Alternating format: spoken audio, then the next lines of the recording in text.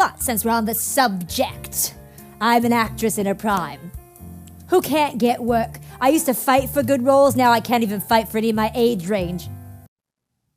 That is Jessica Sherr in her one-woman show, Bette Davis Ain't for Sissies. The dramedy follows the two-time Oscar-winning actress and her quest to keep her stardom.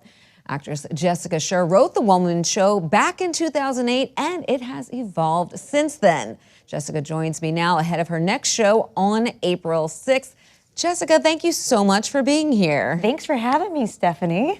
So this show is originally inspired by someone telling you a very famous thing. You have Bette Davis eyes. I know, it was uncanny. I was told I would be walking down the street, someone in New York would stop me and say, you know what, you got Bette Davis eyes. And I thought, well, that's unique and interesting. And sure enough, I look like young Bette Davis.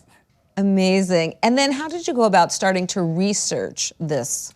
Well, what I realized is Betty's a complex character. She is fierce, she is upstanding, she is very complex in the sense that I had to learn a lot about myself in order to play her. And so I started to research her from the inside out. I read every book I possibly could find, and then I started watching her movies, and I fell in love with Bette and her fight in Hollywood, and her upstanding, she's the first woman of her time to really stand up and fight for what she believed in.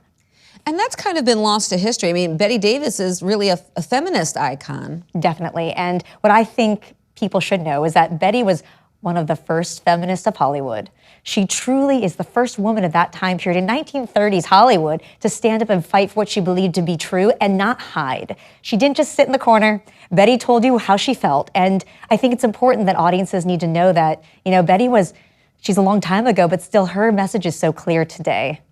And the title of the show follows a famous quote of hers, "Old age ain't no place for sissies." Yes. I was trying to name my show. I was taking the show to Edinburgh, Scotland, to the Fringe Festival, and I thought, what should I name my show? And I thought, oh, Bette Davis Ain't No Place for Sissies. And that's how this show kind of got titled.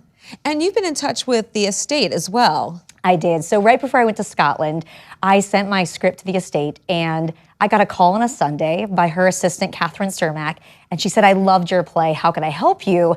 And I went to Los Angeles, and in the meeting, I was given a pair of Bette's scarf, handkerchief, and gloves to wear in the show. And it kind of was a stamp of approval that what I was doing was working. And truly, they were happy to see I was playing young Bette.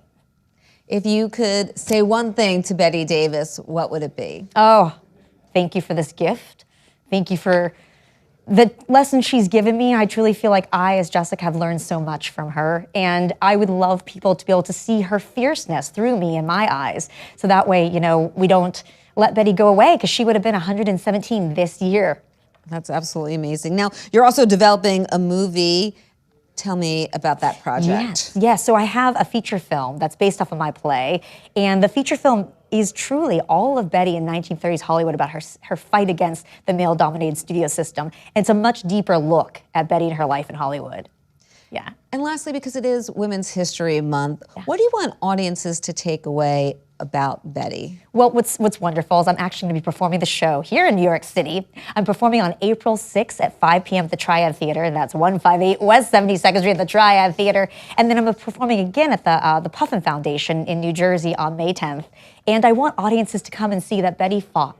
Bette didn't just sit around and let the world take her. She was part of the world, and her 117th birthday, as I mentioned, would be April 5th. So it's very timely that Bette gets her right to be seen by audiences. And, you know, as an artist, we can't just wait. We have to do the work ourselves, which is what Bette taught me. Don't sit and wait, do it yourself. And that is certainly what you're doing. I want to thank you so much for being with us, and remind our audiences for information, they can go to BetteDavisAin'tForSissies.com. Jessica Sherr, thank you so much for being with us. Thank you for having me. And I have 2 Oscars, not 1, but 2.